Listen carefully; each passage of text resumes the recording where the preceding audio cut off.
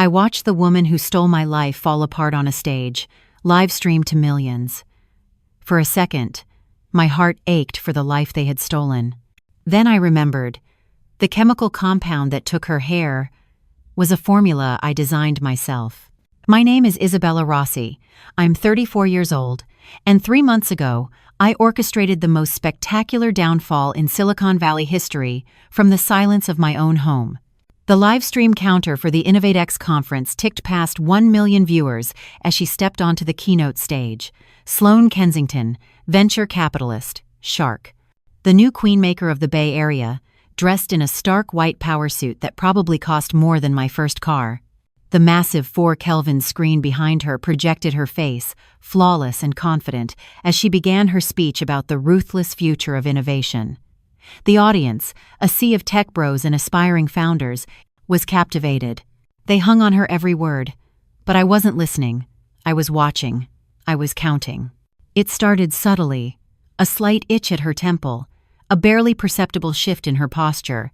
Then, under the heat of the stage lights, a single, fiery red strand of hair detached from the rest, drifting down onto the white lapel of her suit like a drop of blood on snow.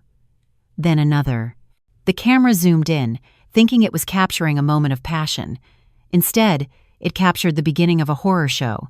A collective gasp rippled through the auditorium as she reached up, confused, and her hand came away with a clump of her signature red hair. The flawless facade cracked, and pure, unfiltered panic filled her eyes. It was streamed live, in high definition, to the entire world. Everyone thought it was a sudden, tragic medical condition. A mystery. But it wasn't. It was chemistry. Because the custom-formulated, bioengineered hair serum she had been using for the past 2 weeks was mine. And I was the one who had changed the formula. Before I became the architect of that viral humiliation, I was the architect of Ethereum, the revolutionary fintech AI that was supposed to change the world. And I was Mrs. Julian Croft. From the outside, our life wasn't just perfect. It was an aspiration. We lived in a minimalist glass house perched in the Sausalito Hills with a panoramic view of the Golden Gate Bridge that bled into the Pacific. Our matching Teslas charged silently in the garage. We were the subjects of a glowing feature in Wired magazine just last year, titled The Alchemists, How Julian Croft and Isabella Rossi Are Turning Code into Gold. He was the visionary CEO, the charismatic frontman who could charm a billion-dollar valuation out of the most cynical investors. I was his secret weapon, the chief architect who actually built the machine. My code, elegant and brutally efficient, was the soul of Ethereum. He sold the dream. I built the reality. Publicly, we were a unit, a perfectly balanced partnership. In interviews, he'd always make a point to say, "I couldn't do any of this without my brilliant wife, Izzy," pulling me into the frame for a moment. I'd offer a tight, awkward smile before he'd reclaim the spotlight. At industry galas, his hand was a permanent fixture on the small of my back, a gesture everyone saw as supportive, but one I had begun to recognize as a brand, a claim of ownership. That brand was meticulously crafted, but inside our glass fortress, the silence was becoming deafening. Our 10-year anniversary was approaching, a milestone that felt less like a celebration and more like a corporate merger review. He was always on a call, pacing the redwood deck overlooking the bay, his voice a low murmur of buzzwords: synergy, scalability, leverage, disruption. Our dinners, on the rare occasions we had them together, had devolved into his monologues about board meetings and funding rounds. I was no longer his wife. I was an in-house technical consultant he happened to sleep next to. We were the perfect picture, but I was becoming the invisible ink holding it all together. It's a lonely feeling, being the foundation that no one ever sees. If you've ever felt like the silent partner in your own life, the one doing all the work while someone else takes the credit, just type the name of the city you're watching from in the comments. I want to see how far this story of unseen strength resonates. We hadn't truly connected in months, maybe years. The man I married, the brilliant, hungry partner who saw me as his equal, was gone. In his place was a CEO. And I was beginning to suspect that, for him, I was just another asset to be managed. The suspicion didn't arrive like a lightning strike. It seeped in like the persistent San Francisco fog, starting at the edges of my life and slowly obscuring everything I thought was clear. It began with his phone. For years, Julian's phone was just a tool, often left face up on our marble kitchen island, buzzing with notifications I never cared to read. But then, it became a part of him, an extension of his hand. It was always angled away from me, the screen brightness turned down low. He started taking calls on the deck, even when the wind was whipping in from the bay, his back turned to the glass walls of our home. "It's a sensitive investor call, Izzy," he'd say, his voice tight with an urgency that felt manufactured.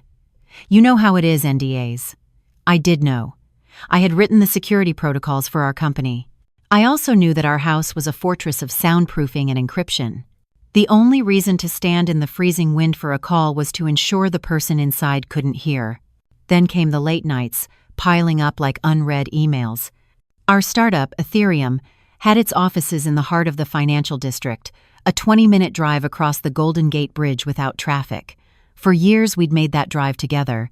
But now, he was staying late for critical strategy sessions and emergency debugging that he insisted he had to handle alone.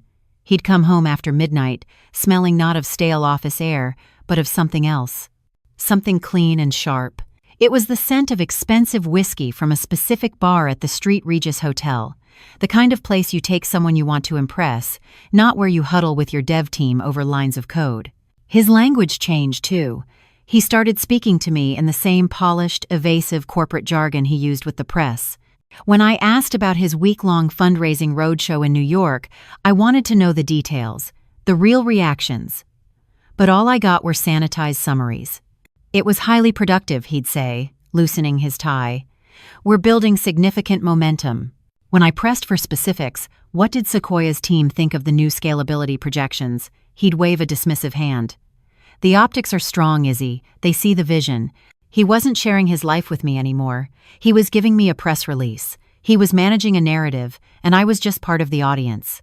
It was during this time that he first mentioned her name, Sloane Kensington. He introduced her into our conversations as a formidable obstacle. She was the star VC at Kensington Capital, a titan in the industry, and he framed her as the final boss we had to defeat to secure our Series B funding. "Sloane is absolutely ruthless," he'd say with a strange hint of admiration in his voice. "She's grilling us on every single metric, wants to tear the code apart." He made her sound like an adversary. He was creating a fiction where he and I were still a team, fighting a common enemy. Looking back, I see he wasn't just lying. He was building a firewall, a plausible explanation for the countless hours, the secret calls, the undeniable distance. He was giving his ghost a name and turning her into a villain so I'd never suspect she was his co-conspirator. The gaslighting was the worst part. He was so calm, so logical, that I started to believe his narrative over my own intuition. Maybe I was being paranoid. After all, building a billion-dollar company is stressful. Maybe this was just the price of success. Let me know in the comments. Have you ever been the fixer in a relationship, the one always trying to solve the problems while the other person creates them? Type fixer, if that was you. Or type star if you were with someone who always had to be the center of the universe. I'm genuinely curious about the dynamic you've experienced. The fog of doubt finally cleared one night, replaced by a cold, terrifying certainty. He thought I was asleep. He was out on the deck, his voice a low whisper against the wind. I couldn't hear most of it, but one phrase cut through the night and struck me like a shard of ice. "Don't worry, Sloane," he murmured. "The asset transfer is almost complete. The board is aligned. Izzy won't suspect a thing until it's done. Asset transfer, Sloane. Izzy won't suspect a thing." It wasn't just a suspicion anymore. It was a conspiracy. And I was the target. Asset transfer. The two words replayed in my mind on a cold, endless loop. It wasn't the language a husband uses. It was the language of a corporate raider, a hostile takeover artist. It was clinical, detached, and utterly devoid of emotion. The man I had spent the last decade with, the man whose dreams I had coded into reality, was talking about our life together as if it were a line item on a balance sheet. The warmth of my bed felt like a lie, the comfort of my home a carefully constructed stage. I didn't sleep that night. I lay still, listening to the steady, peaceful rhythm of his breathing, and felt a chasm open between us, a dark, silent space filled with secrets I was now determined to uncover. My first instinct wasn't to scream or to confront him. A confrontation would only be met with a storm of perfectly plausible denials, more corporate doublespeak designed to make me feel like the crazy, paranoid wife. He was a master of that. No, my instinct was the one that had made me one of the best architects in the industry. You don't argue with a bug, you trace it. You go into the system, follow the corrupted data back to its source, and you expose the flaw. The next morning he kissed my cheek, the gesture so automatic and empty it felt like a ghost's touch. "Big day," he said, adjusting the knot on his silk tie. "Final pitch, with Kensington Capital." "Wish me luck," I smiled back, a hollow, brittle thing. "Break a leg," I said. The moment his Tesla was a silent speck disappearing down the hill, I walked past the sleek, minimalist office we shared for press photos and descended into the basement. I went to my real office, a dark, cool room with the gentle hum of servers for a soundtrack. This was my sanctuary, the digital forge where I built Ethereum from a million lines of code. And it was where I would now find out how he was using it to dismantle my life. I bypassed the standard user interface and accessed the company's backend through an admin portal I had built myself, a digital backdoor that only I knew existed. My destination was the capitalization table, the sacred document of any startup. It's a ledger that shows who owns what. Every share, every option, every investor. It was the blueprint of our kingdom. I ran a query, my fingers flying across the keyboard. I expected to see my name next to my block of founders' shares, a hard-won 40% of the company, the equity I had taken in lieu of a salary for the first 3 years. The initial report looked normal, but my gut, the same intuition that tells me when a line of code feels wrong, screamed that something was hidden. I dug deeper, running a differential analysis against the last snapshot I had saved. And then I saw it. A new entry, logged at 2:17 a.m., 3 nights ago. It wasn't a standard Series B investment. It was a strategic convertible note, a complex financial instrument often used for fast, quiet injections of cash without an immediate public revaluation of the company. It was a ghost transaction. The investor was a single entity, Kensington Capital, Sloane's firm. With trembling hands, I opened the terms of the deal. They were predatory, vulturous. The note allowed Kensington Capital to purchase a massive number of preferred shares at a shockingly low, artificially suppressed valuation, a valuation that I, a co-founder and board member, had never seen, let alone approved. The effect of this maneuver was as brilliant as it was devastating. In a single secret transaction, millions of new shares had been created out of thin air and sold to Sloane's firm. My 40% ownership, my control, my stake in my own company, had been diluted to just under 15%. On paper, my life's work, a creation valued at over $20 million just months ago, had been stripped of its power. He hadn't just stolen money. He had staged a silent digital coup, effectively seizing control of my company and looting over $15 million of my future, all while I slept just one room away. The hum of the servers suddenly felt like a roar. My father, a grizzled old-school engineer from Naples, had warned me when Julian and I founded the company. "Isabella," he'd said, his hands stained with grease, "never give anyone the keys to the kingdom. Not your partner, not your lawyer, not even the man you marry." I'd laughed then, thinking he was just being a protective, old-fashioned dad. But sitting there, staring at the screen, I felt the cold weight of his words. Julian hadn't just broken my heart. He had used the very keys I gave him to lock me out of my own kingdom. This wasn't just business anymore. This was a betrayal so profound, it had to be personal.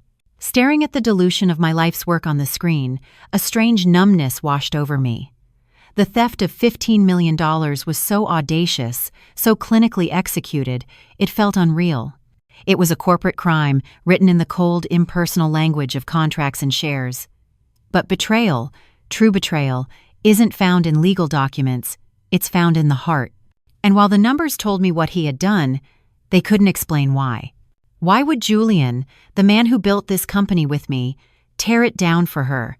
Why would Sloane Kensington, a venture capitalist who could have any deal in the valley, orchestrate such a predatory, high-risk takeover? The logic of the deal felt incomplete. It was too risky, too messy. There had to be a motive beyond money, a personal leverage that made the whole conspiracy worthwhile.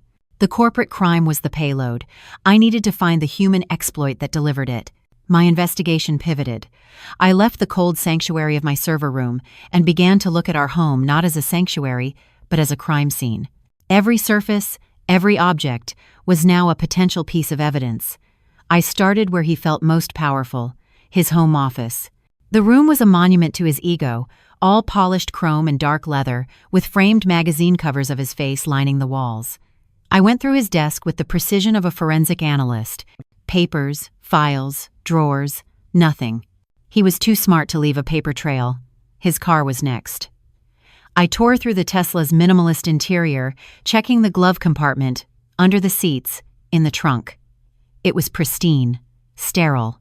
It told me nothing. My search led me to our walk-in closet, a space we once shared but that now felt like two separate territories. His side was a perfect, ordered row of designer suits and pressed shirts.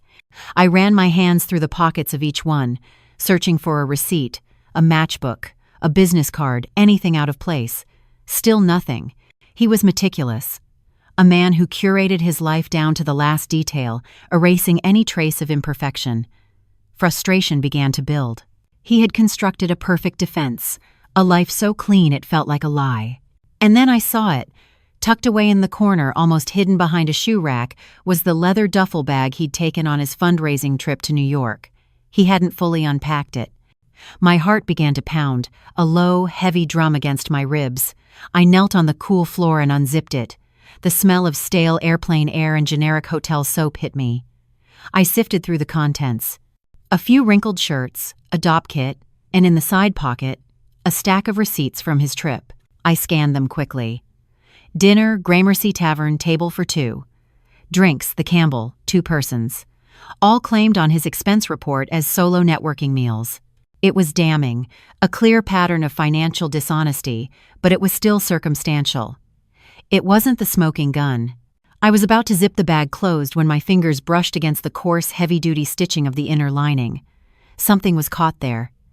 I leaned in closer, my breath held tight in my chest.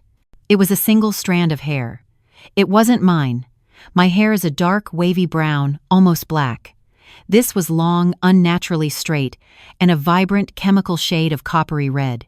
It was the color of a sunset, filtered through smog, a color designed to be noticed, to be a statement. It was Sloane Kensington's hair. I had seen it in countless photos in Forbes and TechCrunch. Her fiery red bob was as much a part of her personal brand as her ruthless reputation. In that moment, the $15 million heist meant nothing.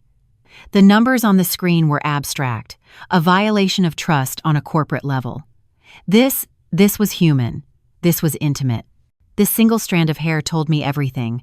It meant Sloane hadn't just been in a boardroom with my husband. She had been close enough, for long enough, for a piece of her to be left behind in the fabric of his life. The corporate betrayal and the personal betrayal snapped together like two pieces of a puzzle, forming a single, horrifying picture. The predatory deal wasn't just an investment for Sloane, it was the acquisition of my husband and my company in a single transaction. They weren't just business partners. They were a team, and their project was the complete demolition of my life. They say the devil is in the details, but sometimes, so is the truth. If you've ever had that gut feeling, that tiny nagging detail that told you something was deeply wrong, even when the world told you otherwise, just type "I knew it" in the comments. Let's acknowledge the power of our own intuition. I held the strand of hair up to the light. It was so small, so fragile, yet it was the most concrete thing in my world. It was the proof, the motive, the declaration of war. Holding that single strand of red hair, I finally understood the full scope of their conspiracy. The financial coup was the strategy, but the affair was the engine driving it. They were a team, a hostile force moving in sync to dismantle my world. The evidence from New York proved the affair was real, but my intuition screamed that this wasn't a long-distance betrayal. The arrogance of their corporate maneuvering, the sheer audacity of it all, felt too comfortable, too confident. It felt local. It felt like it was happening right under my roof. The question in my mind was no longer, did they have an affair? It was, is the affair happening here? My home, my sanctuary overlooking the bay, suddenly felt compromised, like a secure network with a hidden back door. I started to look for signs of a breach.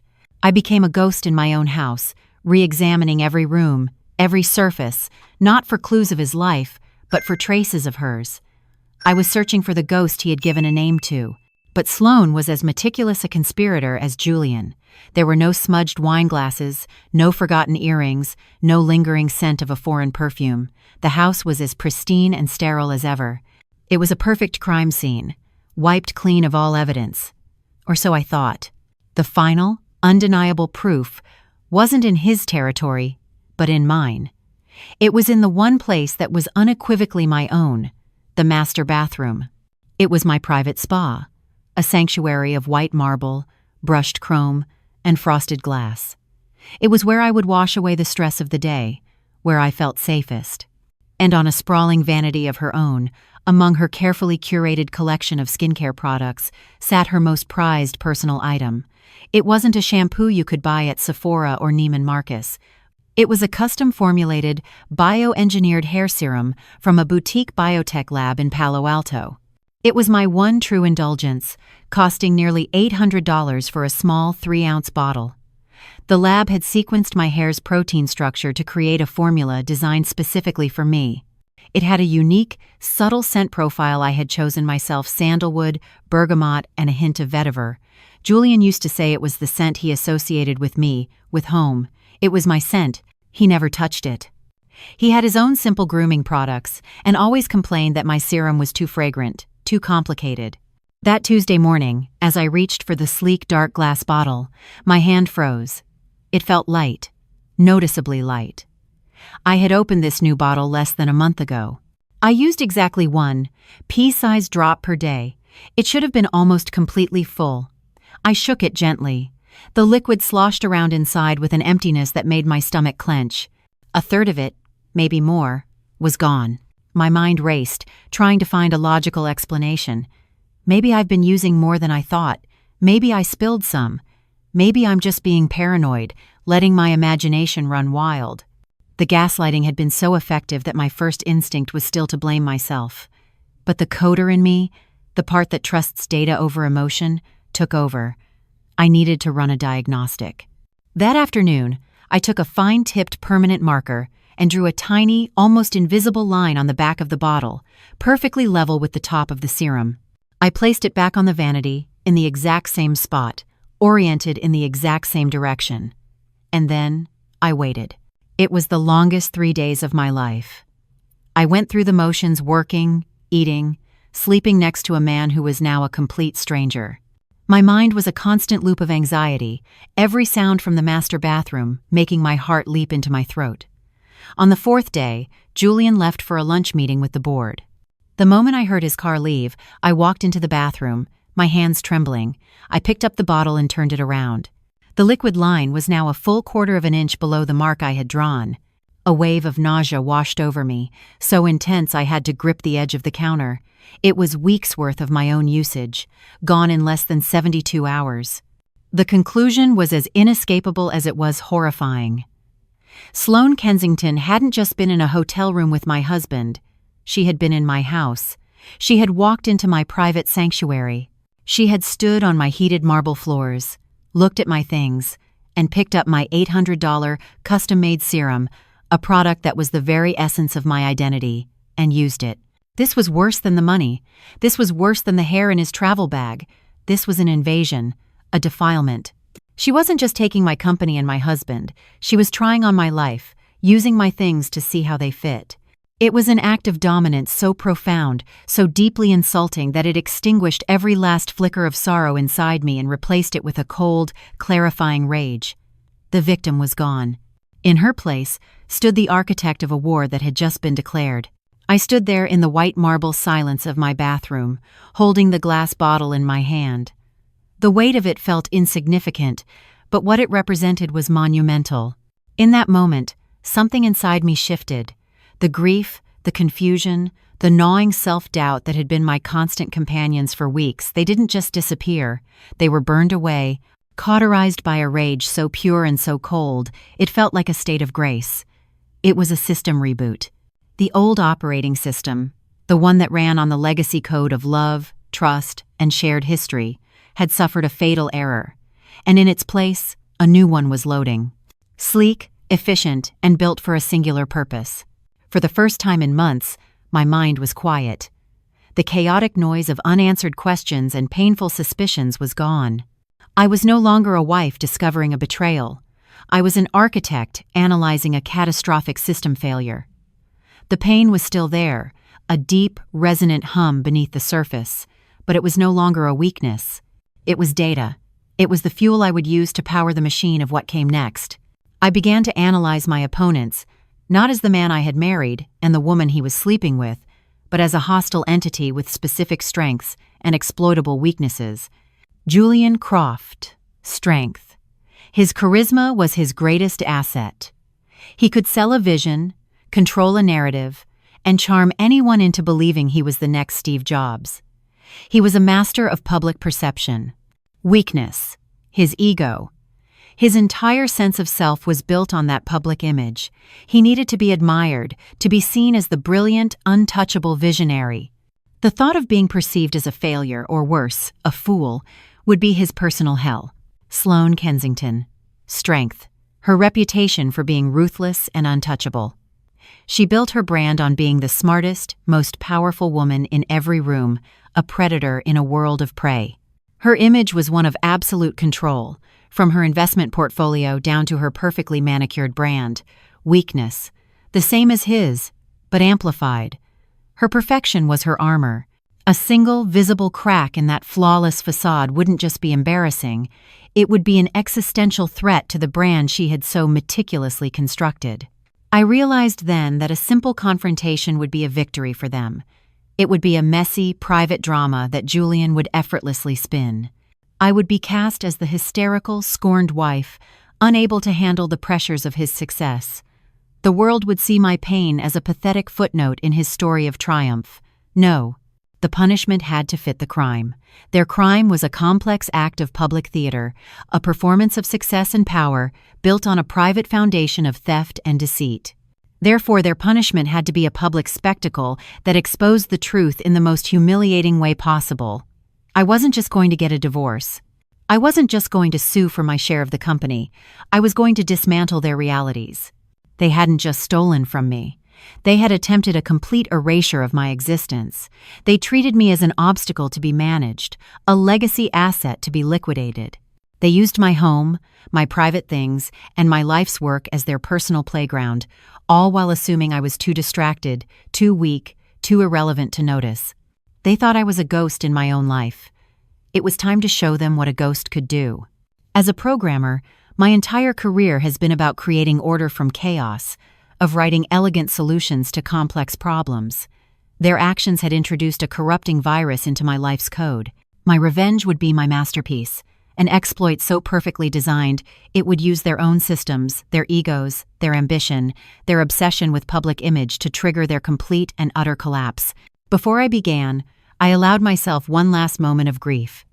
I walked into our shared office and picked up a framed photo from the early days, long before Ethereum was even a name. We were in our 20s, standing in the garage of our tiny Palo Alto rental, a messy whiteboard of equations behind us. We looked happy, exhausted, and hopelessly in love.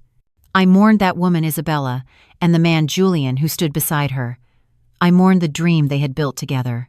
Then I placed the frame face down on the desk. That man and woman were gone. I was not punishing them. I was avenging them. With a newfound clarity, I walked back downstairs to my server room. The time for diagnostics was over. It was time to start writing the code for my counterattack. Back in the cold, humming sanctuary of my server room, I began to map out my counteroffensive. The objective was clear, not just to win, but to achieve a victory so total, so devastating, it would permanently rewrite their narratives. Public humiliation was the goal, but the delivery mechanism had to be perfect. It had to be untraceable, elegant, and deeply symbolic. My mind, accustomed to running complex algorithms, cycled through the possibilities. I could leak the documents from the fraudulent funding round to the press. That would trigger a massive SEC investigation and certainly destroy Julian's career. But it would also entangle Ethereum, my company, in years of legal battles, poisoning the very thing I had built. It was a messy, scorched earth approach, not elegant enough. I could hire a private investigator to get definitive proof of the affair, photos, videos. But in the morally flexible landscape of Silicon Valley, an affair is hardly a career ender. It would be dismissed as a private matter, and I would be painted as the vengeful ex-wife. It lacked the necessary impact. I needed an exploit that targeted their core vulnerabilities, their egos and their meticulously crafted public images. I needed to attack the brand, not the business. My eyes drifted to my monitor, which still had an image of Sloane Kensington on the screen from a recent Vanity Fair profile. There she was, staring confidently into the camera, her fiery red bob so sharp and perfect it looked like it was CGI. Her hair, it was her signature, her armor. It was the physical manifestation of her brand, bold, powerful, and flawless. Julian's weakness was his all-consuming ego, but Sloane's was distilled into that perfect, fiery crown. And in that moment, the entire plan compiled in my mind with the beautiful, terrifying clarity of a perfect piece of code. The weapon wasn't the financial data. The weapon was the very thing she had violated my home to use. My serum. The bottle was the delivery system. The payload would be my own design. A dark, viciously brilliant idea took hold. What is the one thing that could irrevocably shatter a brand built on physical perfection? The methodical destruction of that perfection. My mind sifted through chemical compounds, searching for the right tool. And then it came to me. Depilatory cream. Hair remover. The concept was so simple, so accessible, it was almost poetic. It wasn't a bomb, it was a logic bomb, a command hidden in a trusted package, set to execute at an unknown time, with devastating results. That night, I became a ghost. At 2 a.m., I drove across the Bay Bridge to a 24-hour Walgreens in a forgotten part of Oakland, a place where no one would know my face. I wore a hoodie and a mask, a faceless shape in the harsh fluorescent light. I paid cash for the strongest, most industrial-strength hair removal cream they had, the kind that came with a warning label. Back in my basement, I didn't just dump it in. I am a scientist at heart. This was a chemistry problem, and it demanded precision. I put on a pair of nitrile gloves. The biggest challenge was the smell. The sharp, chemical odor of the cream was an instant giveaway. I spent an hour experimenting, using a dropper to add a precise combination of concentrated sandalwood and bergamot essential oils to the mixture, not just to mask the chemical smell, but to mimic the serum's original scent profile. I then used a tiny amount of a lab-grade thickening agent to match the viscosity perfectly. The final product was visually and olfactorily indistinguishable from the original, unless you knew exactly what you were looking for. With hands that were unnervingly steady, I used a small funnel to pour the corrupted formula back into the sleek, dark glass bottle. I polished it with a microfiber cloth until it was free of any fingerprints. Then I walked back upstairs to the white marble bathroom, the scene of the crime. As I placed that bottle back on the counter, I knew I had crossed an invisible event horizon. There was no going back. I had chosen a path of quiet, calculated warfare over loud, messy confrontation. So, I have to ask you, when faced with a deep betrayal, what is your first instinct? Are you a confronter, the type to face the storm head-on? Or are you a strategist, the type to retreat, plan, and choose your own battlefield? Let me know in the comments. There's no right answer, only your truth. The trap was now set. The logic bomb was armed and waiting. All I had to do now was wait for the ghost to return and activate it. The bottle of corrupted serum sat on my vanity, a silent, elegant IED. But a trap, no matter how clever, is useless if the target never steps on the trigger. And even if they do, a private detonation wasn't enough. My revenge couldn't be a quiet, personal discovery. It needed a stage. It needed an audience of millions. It needed to be a global event. I needed to build a theater for their humiliation. As a co-founder, I still had top-level administrative access to all of Ethereum's internal systems, a detail Julian, in his arrogance, had clearly overlooked. He saw me as the builder, the coder, not a corporate strategist. He was about to learn how wrong he was. I logged into our shared corporate calendar, not as his wife, but as a ghost in his machine, searching for their next big public move. It didn't take long to find it. In 3 weeks, on Tuesday, September 16th, Ethereum was the headline presenter for the final day of InnovateX, the largest and most prestigious tech conference in the world, held at San Francisco's Moscone Center. Julian was scheduled to deliver the closing keynote, a 45-minute victory lap that would be live-streamed to every major tech outlet on the planet. He was planning to announce the successful close of their Series B funding. His Series B funding. My fingers went cold as I scrolled down the speaker list for that day. The prime slot, the one directly preceding Julian's grand finale, belonged to Sloane Kensington. Her talk was titled, Alpha Investor, Dominating in a Disruptive Market. The nauseating irony was suffocating. They weren't just having an affair and staging a corporate coup. They were planning their coronation, positioning themselves back-to-back as the new king and queen of Silicon Valley on its biggest stage. This wasn't just a conference, it was their coming-out party. And I decided it would be their public execution. Now I had the stage, but I needed to control the timing. I had to ensure Sloane used the serum in the weeks leading up to the conference, and more importantly, I had to make sure she couldn't back out of her speaking slot once the damage was done. The first part was sickeningly simple. I had to give them the one thing they wanted more than anything: me, gone. I manufactured a family crisis.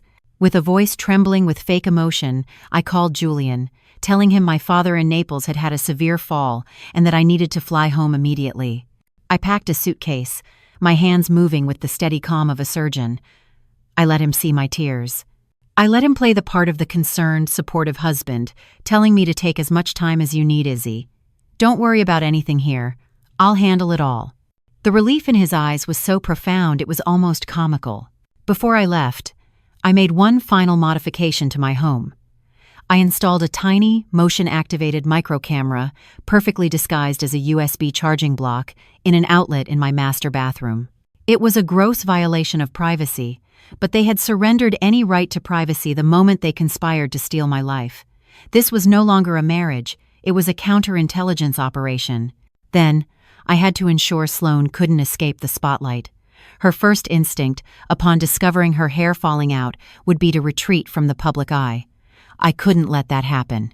I created a new anonymous email account and reached out to Kara Zhang, the most influential and aggressive tech journalist at TechCrunch, a woman known for her ability to create industry-defining buzz. I fed her a leak from a disgruntled Ethereum employee. I told her that the back-to-back keynotes from Julian Croft and Sloane Kensington at InnovateX weren't a coincidence. It was the prelude to a rumored merger or acquisition of unprecedented scale, a move that would reshape the entire landscape of venture capital and fintech. I told her Sloane's speech was a must-see event that would lay the groundwork for this tectonic shift. As I predicted, Kara took the bait. Within 24 hours, the story was everywhere. The hype around their keynotes exploded. Now, if Sloane canceled, it wouldn't be seen as a personal issue. It would be seen as a sign of weakness, of a deal falling through, fueling a storm of negative speculation. She was trapped by the very ambition I was using as a weapon against her. Julian drove me to SFO, kissing me goodbye at the curb. "I love you," he said. The words felt like ash in my mouth. "I love you too," I lied. But I didn't get on a plane to Italy. I took a taxi to a nondescript extended-stay hotel in a part of the city he would never visit, my new command center. That evening I opened my laptop, connected to the secure feed from my bathroom camera, and I watched. I had baited the trap, I had built the stage, and I had sold the tickets. Now, I just had to wait for the actors to make their entrance. My hotel room became a command center, a purgatory of takeout containers and stale air. The only window to my old life was the glowing rectangle of my laptop, displaying a live feed of an empty, silent bathroom. For 3 days, that's all it was. A still life in marble and chrome, a ghost watching a ghost of a room. With every passing hour of inactivity, the cold certainty I had felt began to fray at the edges, replaced by the familiar, gnawing whisper of self-doubt. Maybe I was wrong. Maybe the hair was a fluke. Maybe he's not stupid enough to bring her to our home. The waiting was a unique form of torture, a slow drip of silence that threatened to erode my resolve. Then, on the 4th night of my self-imposed exile, it happened. A small notification popped up in the corner of my screen, the text simple but electrifying. Motion detected, master bathroom. My heart seized in my chest, a violent, painful clench. I clicked open the feed. The screen filled with the bright, sterile light of my bathroom. And then, they walked into the frame. Julian first, laughing, followed by Sloane, a glass of wine in her hand. Seeing them there, together, in my most private space, was a physical blow. It was one thing to know, to have the data points of financial records and a single strand of hair. It was another thing entirely to see it. To see her lean against the marble countertop I had spent months choosing. To see the easy, intimate way Julian wrapped his arms around her waist, a casual gesture of possession he hadn't shown me in years. The sight was so profoundly violating that it vaporized every last trace of doubt. The cold, clean anger returned, and with it, my focus. They were getting ready to go out, likely to one of the galas he used to drag me to. Sloane stood before my mirror, touching up her lipstick, a predator admiring her own reflection. She ran a hand through her signature red hair, then scanned the products on my vanity, her expression one of bored entitlement. Her eyes landed on the sleek, dark bottle of my serum. "This looks chic," she said, her voice a faint echo through the laptop speakers. She picked it up. "What is it?" Julian, leaning in the doorway, just shrugged. "I don't know. It's Izzy's. Some crazy expensive custom thing." His dismissiveness was like a knife twist. Sloane unscrewed the cap and brought it to her nose. I held my breath. For a terrifying second, I thought she might detect the faint chemical undertone, that her instincts would scream that something was wrong. But she just smiled faintly. "Smells nice," she said. Then, she turned the bottle over and pumped a shockingly generous amount, at least 3 times what was necessary, of the iridescent, corrupted liquid into her palm. Time seemed to slow down. I watched, mesmerized, as she rubbed her hands together and began to work the serum methodically through her hair. She started at the roots, massaging it into her scalp with her fingertips, then worked it down, coating every last strand of that fiery red bob. She was thorough, meticulous. She was anointing herself with her own destruction. The trap was sprung, the logic bomb was activated, the countdown had begun. Watching her work that poison into her hair, strand by strand, I didn't feel glee. I felt a sense of profound, terrifying rightness. It was the feeling of a complex equation finally being solved. The feeling of a system, thrown into chaos by a virus, finally executing the code that would restore balance. I took a screenshot, then saved the entire video file to a secure encrypted cloud server. This was my insurance policy. This was the truth, in high definition. This is the part of the story where everything changes. If you are watching this right now at this exact moment, just do me a favor and type the current time where you are in the world. I want to mark this turning point with all of you, to see a waterfall of moments when the truth finally starts to fight back. Sloane fluffed her now tainted hair in the mirror one last time, oblivious. They left the room, and the lights went out, plunging the screen back into darkness. I closed the laptop. The waiting was over. The program was running. All I had to do now was watch the system crash. The day of the InnovateX conference arrived like a verdict. I didn't go to the Moscone Center. My battlefield was the quiet, anonymous hotel room that had been my home for 2 weeks. I had 3 monitors set up on the cheap particle board desk, a trinity of judgment. On the left, the official InnovateX high-definition live stream. In the center, a constantly refreshing feed of the conference hashtag on Twitter. On the right, a dozen tabs open to the major tech news sites and online tabloids. The air was still, thick with the quiet hum of my laptop and the grim weight of anticipation. It had been 13 days since Sloane Kensington had used the serum. 13 days of silence. The program was running in the background, and it was about to execute. The online buzz was exactly as I had engineered it. The story Karazong had published had created a firestorm of speculation. The hashtag number Ethereum Kensington was trending. Analysts were predicting a merger that would create a new titan of industry. The pressure on Julian and Sloane to deliver a history-making announcement was immense. They were no longer just speakers at a conference. They were the main event. An hour before her keynote, the live stream cut to a pre-show host interviewing attendees. And then I saw her. Sloane was giving a brief on-camera interview near the main hall. My heart leaped into my throat. I paused the feed and zoomed in. She was wearing a custom-tailored white suit, as expected. But on her head, she wore a wide-brimmed, cream-colored fedora, angled just so. It was a stylish hat, but it was completely wrong for the context in her brand. It was an accessory of concealment. A flicker of cold triumph went through me. It had worked. She was hiding the damage. At precisely 3 p.m., the announcer's voice boomed through my speakers, a voice full of manufactured hype. And now, please join me in welcoming a true titan of venture capital, the founder of Kensington Capital, the one and only Sloane Kensington. The live stream cut to the main stage as the crowd erupted in applause. She walked out from the wings, a forced, brittle smile plastered on her face. She was still wearing the hat. She looked like a powerful executive, but she moved like a cornered animal, her shoulders tight, her jaw clenched. She gripped the sides of the sleek, modern lectern as if it were a life raft. She began her speech, her voice a little too loud, a little too sharp. She spoke of paradigm shifts and aggressive growth strategies, the usual empty jargon of her world. But under the intense heat of the stage lights, a single bead of sweat traced a path down her temple. I saw her hand twitch. She reached up, a subconscious gesture to wipe the sweat away, but her fingers brushed the brim of the hat, knocking it slightly askew. A sliver of pale, inflamed scalp was visible for just a fraction of a second, but it was enough. The audience, both in the room and online, sensed something was wrong. The Twitter feed began to light up. "What's with the hat? Is she okay? She seems really off." Flustered, she tried to readjust the hat, but her nervous fingers only made it worse. It tilted precariously.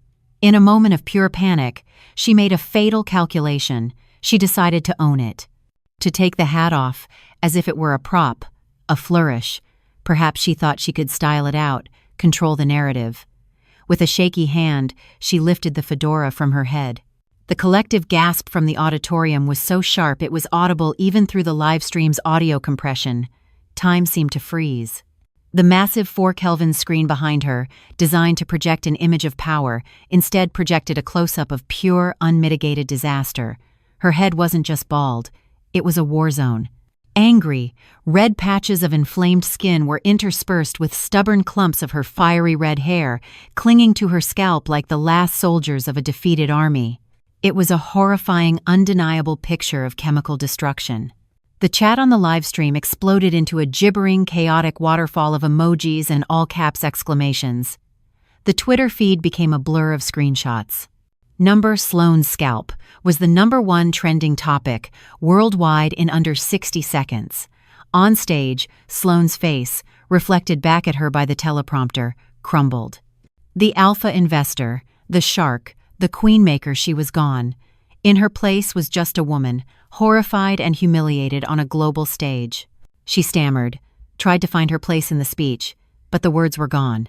She let out a small, choked sound, abandoned the lectern, and fled the stage, a frantic retreat from the million-watt spotlight of her own making. From my hotel room, I watched it all unfold. I didn't smile. I didn't feel joy. I simply watched the system crash, a cold, detached observer of the chaos I had coded into existence. The livestream director, in a panic, cut to a generic conference logo, but it was too late. The image was burned into the internet's memory forever. The coronation had become a public stoning. And next on the schedule, set to walk out onto that very same freshly poisoned stage, was my husband. The InnovateX livestream abruptly cut to a generic, pulsating logo, but the internet doesn't have a kill switch. The digital autopsy of Sloane Kensington's career began instantly. My center monitor, displaying the Twitter feed, was a waterfall of pure, unadulterated chaos. Screenshots of her horrified face became instant memes.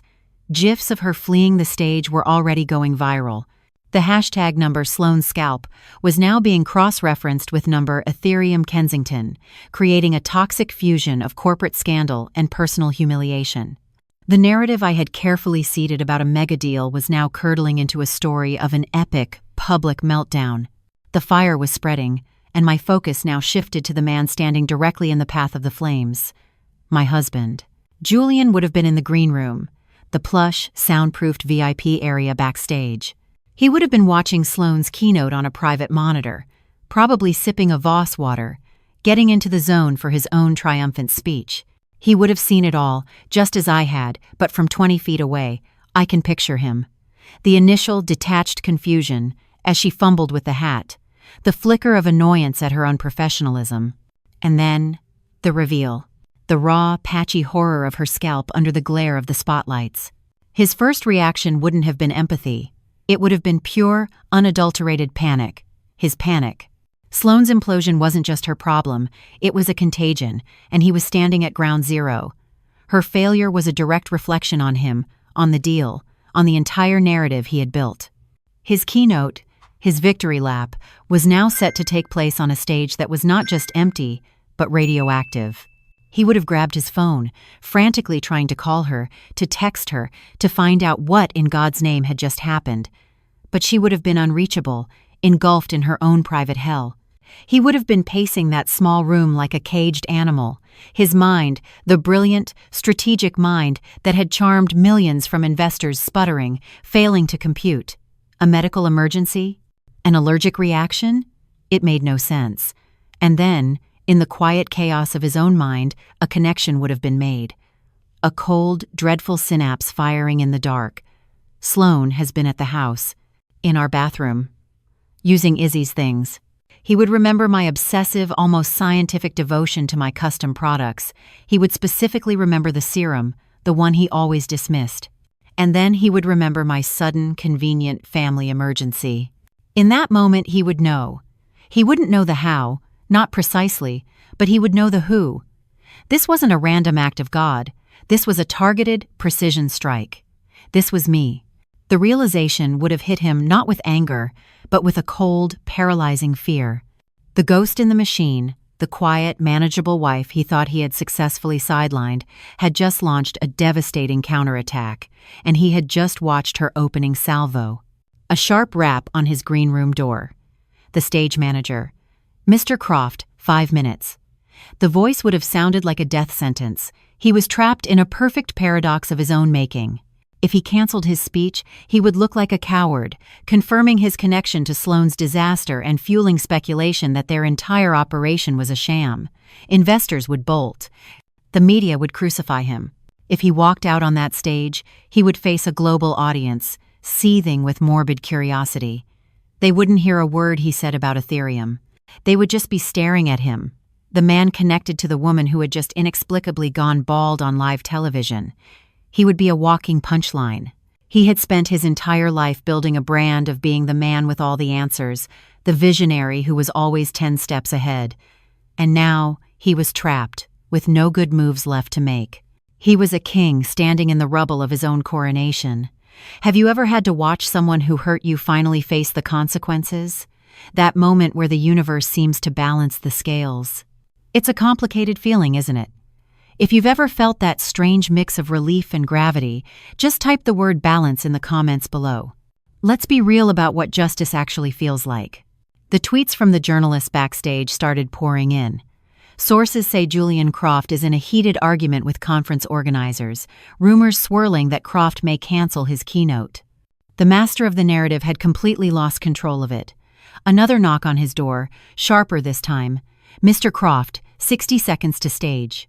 The live stream cut from the logo back to the empty, waiting stage. An announcer's voice, strained with false cheerfulness, came over the speakers. The whole world was watching. And waiting.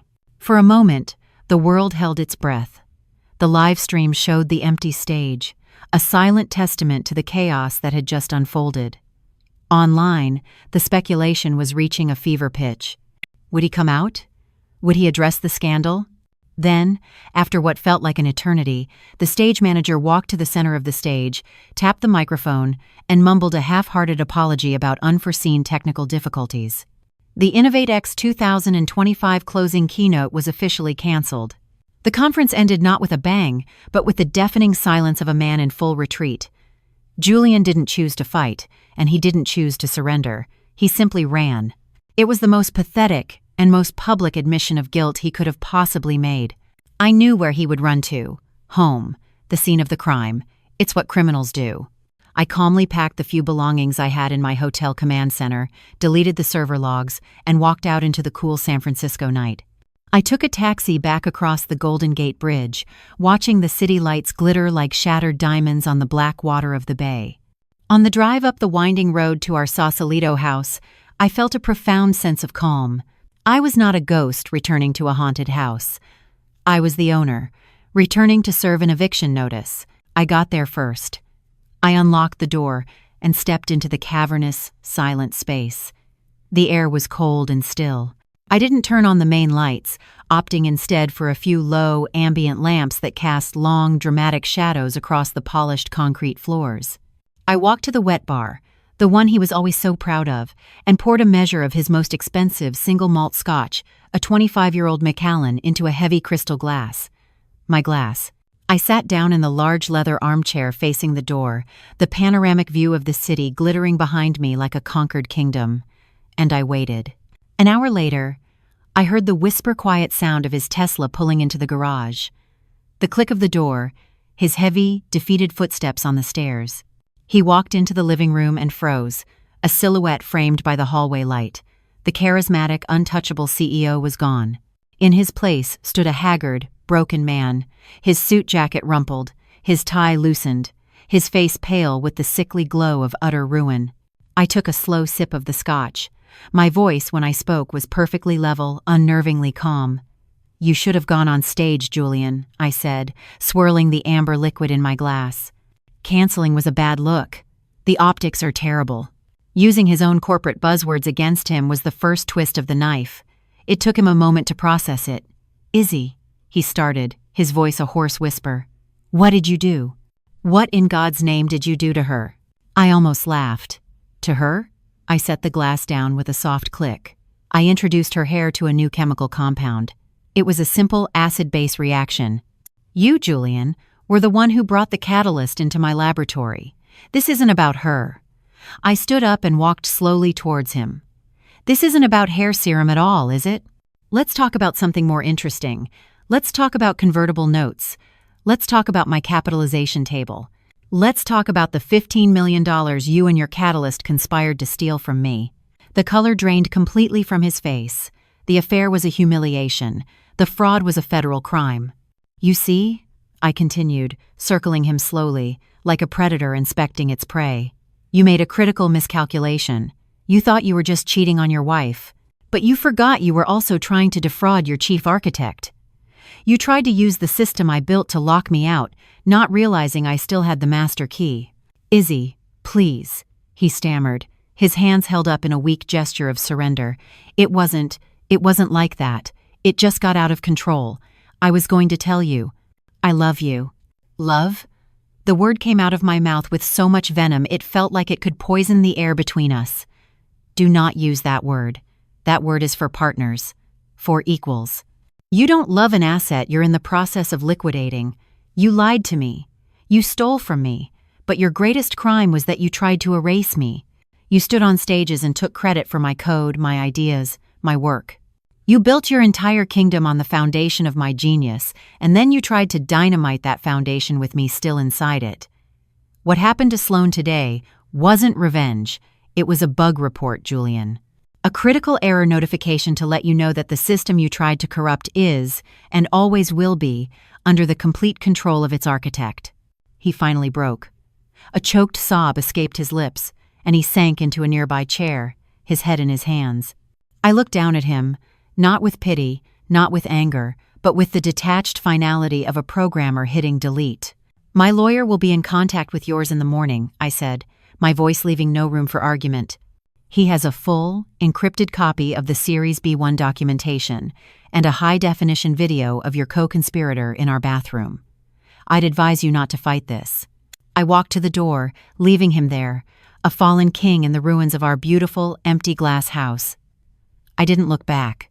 Walking away from my home, from the shattered remains of my marriage, I didn't feel sorrow. I felt a strange, cold clarity.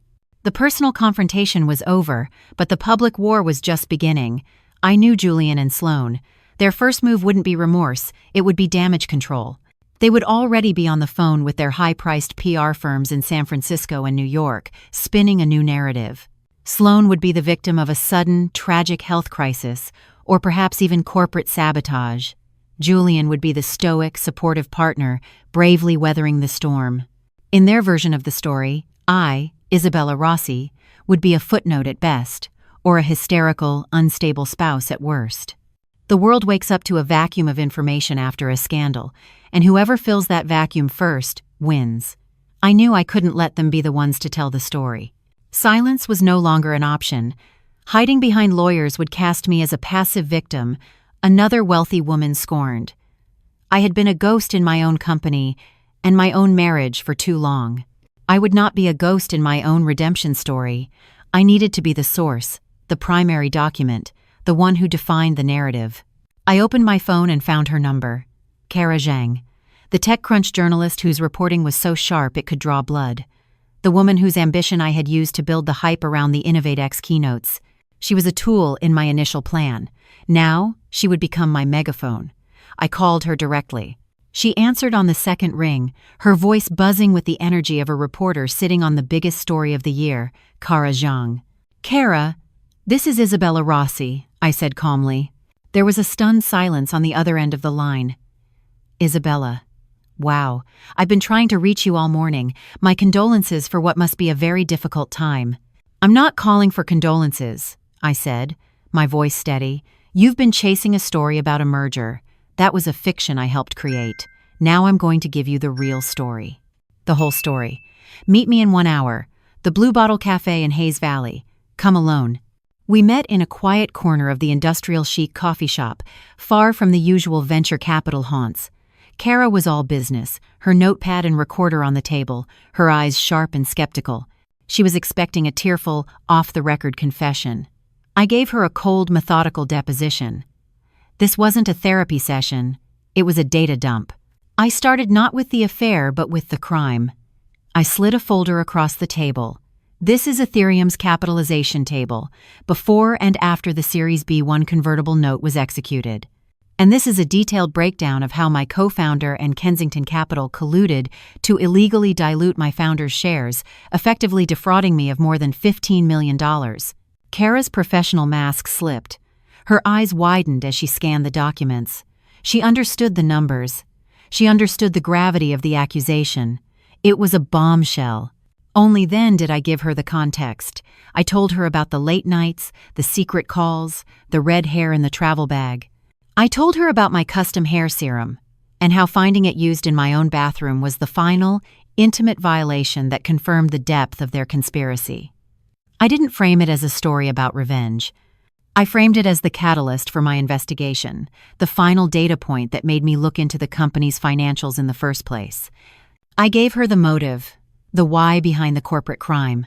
When I finished, Kara was silent for a long moment, her pen still poised over her notepad. She had come for a scandal. I had given her a saga of corporate espionage, securities fraud, and profound psychological warfare. "This island," she started. "This is the biggest story I've ever heard." "And you will tell it correctly," I said, my tone leaving no room for negotiation. "This is not the story of a scorned wife who got revenge. This is the story of a female founder and chief architect who was systematically pushed out, lied to, and defrauded by a male CEO and a predatory VC who happened to be his mistress. The affair is the context. The crime is the headline. My name is Isabella Rossi, the creator of the Ethereum engine. That is how your story begins." As I walked out of that cafe into the bright California sun, I felt a weight lift from my shoulders that I hadn't even realized I was carrying. For years, my voice had been a whisper, drowned out by Julian's charisma. My identity had been merged with his. By speaking my truth, on my own terms, I wasn't just exposing them. I was reclaiming myself. The world will try to write your story for you, to put you in a box, to label you. Have you ever had to fight to tell your own truth? If my story is speaking to you, if you've ever felt silenced, subscribe to this channel. This is a space for the architects of their own lives, and I promise you, you are not alone. The story was no longer my secret, toxic burden. It was now a weapon, aimed and fired.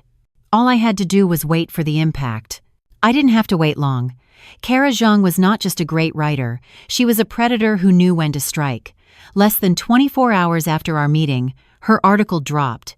It wasn't just published on TechCrunch. It was the lead story, the banner headline that would dominate the entire news cycle. The title was a masterpiece of controlled aggression, architect of a deception. Ethereum co-founder Isabella Rossi alleges massive fraud, conspiracy by CEO Julian Croft and VC Sloan Kensington. The effect was not like dropping a bomb on Silicon Valley. It was like detonating a neutron bomb. It left the building standing but vaporized the people inside. Kara had framed the story exactly as I had dictated.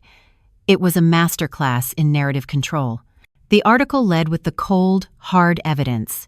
Screenshots of the capitalization table, a detailed, expert analysis of the illegal convertible note, and quotes from securities lawyers calling it a brazen act of corporate fraud.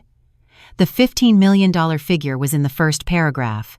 She established me not as a wife, but as the creator, the architect, the victim of a high-stakes digital heist. Only after laying this irrefutable foundation of financial crime did she bring in the human element. The affair, the lies, the red hair, and yes, the serum, they were all there, but they were presented as the sordid, desperate context for the conspiracy. It painted a picture, not of a simple love triangle, but of two deeply amoral individuals who used a personal affair as cover for a massive corporate crime. I wasn't the vengeful ex-wife. I was the whistleblower. The fallout was immediate and catastrophic. For Julian, the dream was over. Ethereum's board, a collection of old guard investors who cared more about liability than loyalty, called an emergency meeting. Faced with an impending SEC investigation and the public disembowelment of their CEO's character, they acted swiftly. By noon, a press release was issued. Julian Croft was suspended indefinitely as CEO, pending the results of a full and independent internal investigation. It was a corporate execution, performed in the sterile language of a press release. His name, once synonymous with visionary leadership, was now synonymous with fraud. For Sloan, the consequences were arguably worse. A venture capitalist's only real currency is their reputation. The article didn't just expose her as an adulterer, it exposed her as a reckless and unethical investor who used personal leverage to execute predatory deals. Her firm's limited partners, the pension funds and university endowments that had entrusted her with billions, started to panic. Kensington Capital, once a titan, became toxic overnight. A week later, a quiet announcement was made. Sloan Kensington was taking an indefinite leave of absence for personal reasons. Her reign as the alpha investor was over. The InnovateX meltdown was no longer a bizarre mystery. It was the karmic punchline to a story of breathtaking greed. My divorce proceedings were less of a legal battle and more of a surrender. My lawyer laid out the evidence in a single, brutal meeting: the financial documents, the SEC investigation, and the high-definition video from my bathroom, held in reserve as a final, unanswerable threat. Julian's team didn't even bother to negotiate. The settlement was a complete capitulation. I regained my full, undiluted 40% equity in Ethereum. The fraudulent shares issued to Sloan were legally voided. I got the house, the art, and a significant portion of our liquid assets. It was a restoration, a complete reversal of his attempted theft. 2 weeks after that, I received a call from the chairman of Ethereum's board. With the company in freefall and their visionary CEO disgraced, they were desperate. They needed stability. They needed the one person on Earth who understood the company's soul, its code, better than anyone. They asked me to step in as interim CEO. The ghost in the machine was now being asked to run the entire factory. I saw them one last time, about a month later, not in person, but in a grainy paparazzi photo on a gossip website. The headline read, "Disgraced Duo. Ousted CEO Julian Croft and bald VC Sloan Kensington look glum in LA." They were walking out of a high-rise building, likely a lawyer's office. They looked small, haggard, and stripped of all their former power. They were no longer the king and queen of Silicon Valley. They were just two disgraced co-conspirators, bound together forever by the spectacular bonfire of their own ambition. They hadn't just lost their jobs, they had lost themselves. And me? I sat in the CEO's office, my office now overlooking the San Francisco Bay, the very view Julian had coveted. The war was over. I hadn't just won. I had taken everything back. Victory is a strange, quiet country. After the explosive climax and the swift, brutal fallout, I was left in the silence of the war's aftermath. I had won. I had taken back everything: my company, my fortune, my narrative. I was the interim CEO of Ethereum, sitting in the corner office that had once been his. But the first week I spent in that chair, I didn't feel triumphant. I felt empty. The adrenaline that had fueled me for months was gone, and in its place was a vast, hollow quiet. The room was still his.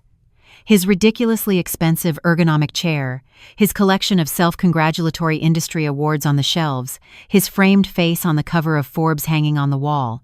I was the victor, but I was living inside his ghost. My first act as CEO wasn't a business decision. It was an exorcism. I hired a team to come in over a weekend and strip the office bare. Everything went. The Italian leather sofa, the chrome desk, the awards, the photos. I had it all donated. When I came in on Monday morning, the room was a blank canvas. I replaced his monument to ego with a functional workspace, a massive standing desk, 3 sprawling whiteboards covered in system architecture diagrams, and a comfortable armchair for my old friend B, my newly appointed general counsel. I didn't just take his job, I erased him from the space, reclaiming it, line by line, just as I had reclaimed my code.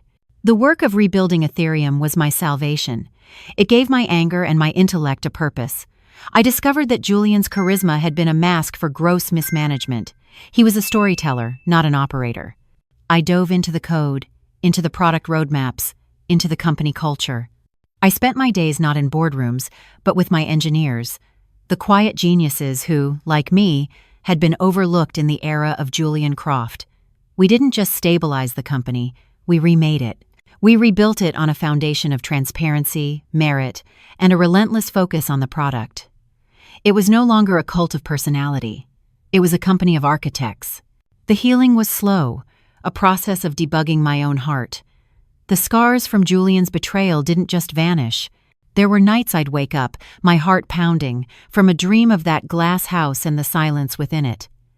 There were days when the casual mention of his name would send a jolt of the old pain through me. But I didn't run from it. I faced it. I talked to B. I threw myself into my work. I learned that strength isn't the absence of scars, it's the wisdom you gain from them. I was more cautious now, more deliberate. I would never again hand over the keys to my kingdom to anyone. A year later, Kara Zhang asked for a follow-up interview. The story, The Architect, 1 year later, was about Ethereum's incredible turnaround under my leadership. We met at the same cafe. This time, there was no tension, no secret agenda. It was a conversation between 2 women who respected each other. We talked about the future of AI, about the challenges of being a woman in a male-dominated industry, about the company's new philanthropic foundation I had started. As she was packing up her recorder, she gave me a thoughtful look. "You seem different, Izzy," she said. "Not just happier, you seem free." "I am," I said, and I was surprised by how true it felt. "Listen, this is completely off the record," she said, a small smile playing on her lips. "I have a friend. He's a professor of applied ethics and technology at Stanford. He's not a CEO. He's not a visionary. He's just a brilliant, decent man who I think would be fascinated by your perspective on things." A year ago, I would have recoiled, shutting down the possibility immediately. The idea of trusting someone again felt impossible. But standing there, in the afternoon sun, I didn't feel that wall of ice around my heart. I just smiled, a real smile, one that reached my eyes. "Maybe someday, Kara," I said. It wasn't a yes, but it wasn't a no. It was an open door.